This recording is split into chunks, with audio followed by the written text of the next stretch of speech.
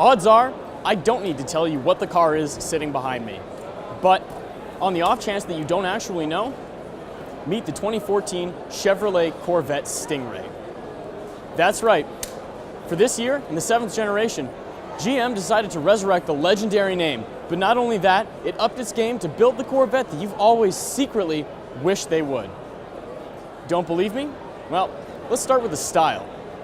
For this generation, GM gave the car more angular, sharper lines, more aggressive styling, and, well, a laundry list of performance upgrades that bring this car into a serious performance bracket that it just wasn't in before. Now, much of the car's styling is, well, very functional, including the vents going out of the front and rear wheels that help keep the big Brembo brakes cooler and more performing on the track, or at least so we would assume, and it'd be logical to think that. But, on the other hand, there's a lot of styling in this car that, well, might not sit all that well with some of the stoics who've been fans of the brand ever since its beginning 60 years ago.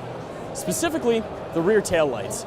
This is the first time that GM has seen fit to ditch the round rear lamps that, well, have characterized the car since its beginning. Some might like the afterburner look that they present, leaving it looking a little bit like a fighter jet, but then again, it's hard to say. What is easy to say is how good the quad exhaust looks at the back. It makes the Corvette look less like a sports car and more like a weapon. So what's this baby loaded with? Well, for starters, GM built an all-new 6.2-liter V8 to resurrect the LT1 name. Now, it's nothing like the old LT1 motor, and it delivers 450 horsepower and an estimated 450 pound-feet of torque to this car. Now, that's enough to carry it from 0 to 60 in less than 4 seconds, according to the brand. Apart from that, GM also says that it's capable of up to 26 miles per gallon on the highway. That's a 24% increase over last year's model. Apart from that, GM will offer the car with, well, an automatic transmission if you want it, but personally, I hope that you don't. And that's because the alternative is a 7-speed manual. That's right, the car's joining the likes of the Porsche 911, but there's more.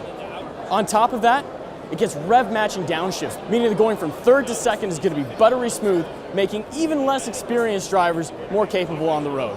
The car's stiffer, it's lighter, and GM claims that it actually has a better power-to-weight ratio than, wait for it, the Audi R8 and Porsche 911.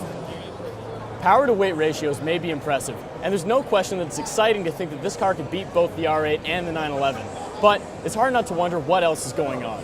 And, well, there's more.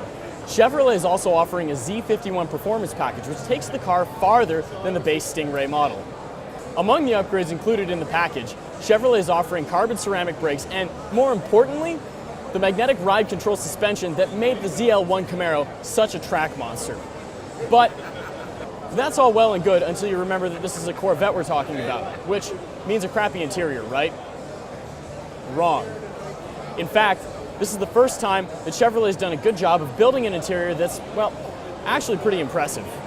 Hand-wrapped leather, aluminum accents, dual infotainment screens, and seats, which you get a choice of 2 different kinds of, both sitting in magnesium buckets for weight loss, all go together to make this the nicest Corvette interior we've ever seen, and actually one that's on par with performance cars that it always competed against, but suffered for its lack of interior quality.